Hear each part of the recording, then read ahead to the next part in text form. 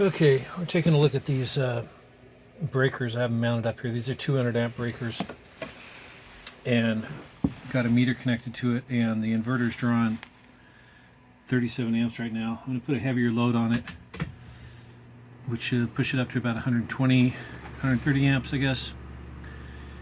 And the trouble is, after running 130 amps for some not too long amount of time, that breaker will pop.